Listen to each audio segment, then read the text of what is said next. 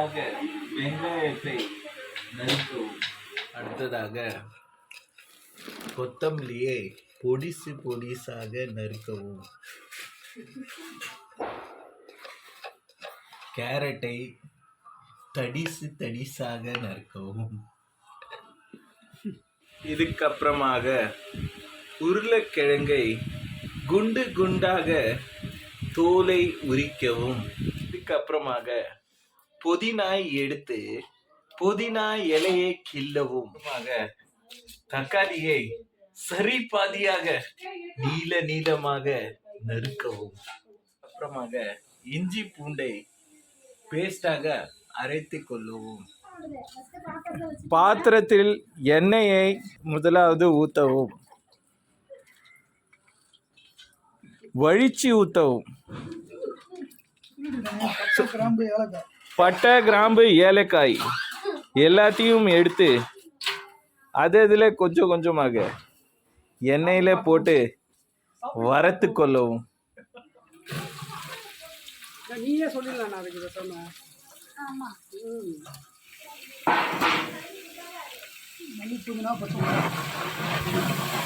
மல்லித்தூள், பச்சை மிளகாய், கொத்தமல்லி இலை, புதினா எல்லாத்தையும் போட்டு நல்லாக கலக்கவும்.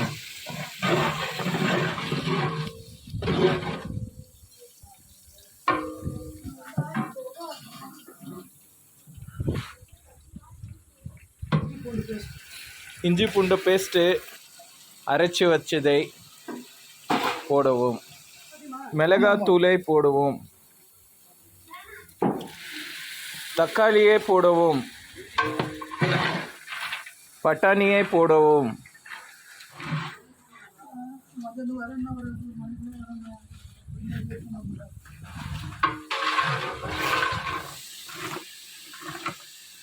பீன்ஸு, கேரட்டு, உருளைக்கிழங்கை நறுக்கி வைத்ததை போடவும்.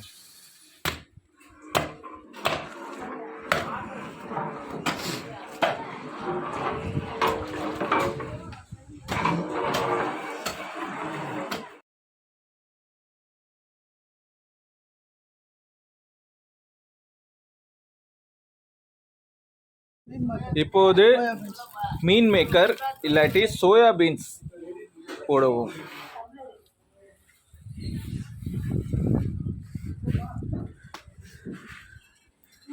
இப்படி தான் நாம் தம்மு கொடுக்கணும். அப்போ தான் உள்ளே போட்ட அரிசிகள் நல்லா வேகும்.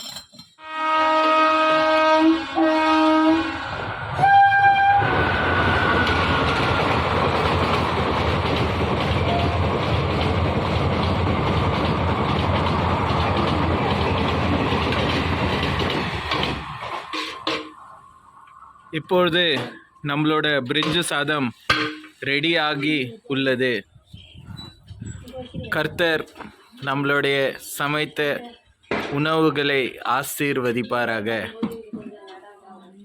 ஆமேன்.